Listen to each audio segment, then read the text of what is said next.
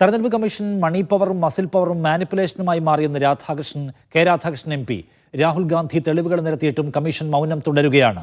ശക്തമായ പ്രതിഷേധവുമായി ഇന്ത്യ മുന്നണി നീങ്ങുമെന്നും അദ്ദേഹം മീഡിയ വണ്ണോട് പറഞ്ഞു.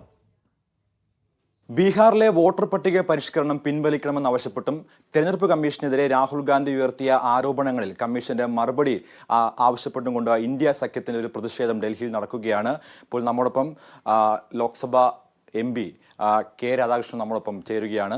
ഇന്ന് വലിയൊരു പ്രതിഷേധത്തിനാണ് ഇന്ത്യ സഖ്യം മുന്നിട്ടിറങ്ങിയിരിക്കുന്നത്. പ്രത്യക്ഷ സമരത്തിലേക്ക് നീങ്ങുകയാണ്. ഇന്നല്ല നമ്മൾ സമരത്തിലേക്ക് വരുന്നത്. നമ്മൾ കുറച്ച് ദിവസമായിട്ട് ഇന്ത്യ സഖ്യം പാർലമെൻറ്റിൽ SIR-നെതിരായിക്കൊണ്ടുള്ള വലിയ പ്രക്ഷോഭം നടത്തുകയാണ്.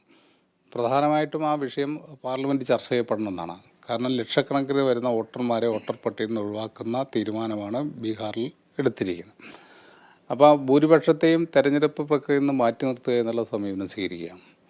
അപ്പോൾ അത് എതിരായിട്ടാണ് കുറച്ച് ദിവസമായിട്ട് ഇന്ത്യൻ പാർലമെൻറ്റിൽ പ്രതിപക്ഷം തുടർച്ചയായിട്ട് പ്രശ്നം ഉന്നയിച്ചുകൊണ്ടിരിക്കും. അപ്പോൾ അത് മാത്രമല്ല, SIR മാത്രമല്ല, മറ്റ് തരത്തിലുള്ള മാനിപ്പുലേഷനും വോട്ടർ പട്ടികയിൽ പേര് ചേർക്കുന്നതിലും ഒഴിവാക്കുന്നതിലും സ്വീകരിക്കുന്നു എന്നുള്ളത് നേരത്തെ തന്നെ പരാതി ഉയർന്നു ഒന്നാണ്. പക്ഷേ ഈ പ്രത്യേക സാഹചര്യത്തിൽ ഇപ്പോൾ അത് വലിയ രീതിയിൽ തെളിവ് സഹിതം പുറത്തു വരികയാണ്. അപ്പോൾ സ്വാഭാവികമായിട്ടും മുൻകാലങ്ങളിൽ ഇന്ത്യൻ ജനാധിപത്യം 100% ജനാധിപത്യപരമായിട്ടാണ് നടന്നിരുന്നതെന്ന് നമുക്ക് പറയാൻ കഴിയില്ല.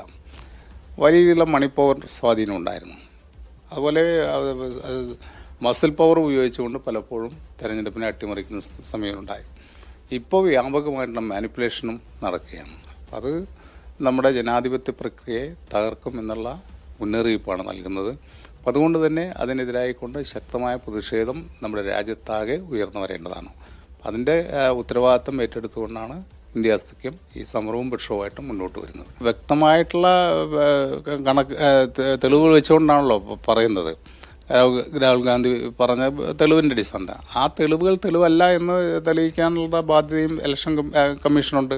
ഈ പറയുന്നത് തെറ്റാണെന്നെങ്കിൽ അത് ഇന്ന കാര്യം കൊണ്ട് തെറ്റാണെന്ന് പറയണം. പക്ഷേ ഈ ഒരു ആരോപണം വരുന്ന ശേഷം BJP-യുടെ ഭാഗത്തു നിന്നോ അല്ലെങ്കിൽ ഇന്നലെ പ്രധാനമന്ത്രി ബാംഗ്ലൂരിൽ പോയിട്ട് അദ്ദേഹത്തിൻ്റെ ഭാഗത്തു നിന്നോ യാതൊരു പ്രതികരണം ഇതുവരെ ഉണ്ടായിട്ടില്ല. പ്രതികരണം ഇല്ലാതിരിക്കാൻ കാരണം ഇതിൽ മാനിപ്പുലേഷൻ നടന്നിട്ടുണ്ട് എന്നുള്ളതിൻ്റെ ഒരു ധാരണ അവർക്കും ഉണ്ട്. അതുകൊണ്ടായിരിക്കാം, അതുകൊണ്ടായിരിക്കും പ്രതികരിക്കാത്തത്. അല്ലെങ്കിൽ പ്രതികരിക്കേണ്ടതാണല്ലോ. പ്രതികരിക്കാതിരിക്കുന്നതിൻ്റെ കാരണം അത് തന്നെയായിരിക്കും. എന്തായാലും ഇന്ന് നടക്കാൻ പോകുന്ന പ്രതിഷേധം പ്രതിപക്ഷത്തിന്റെ ഏറ്റവും വലിയ ഒരു സമര ജ്വാലയായി തന്നെ മാറാനിരിക്കുകയാണ്. ഡൽഹിയിൽ നിന്നും സജു തോമസ്, മീഡിയ 1.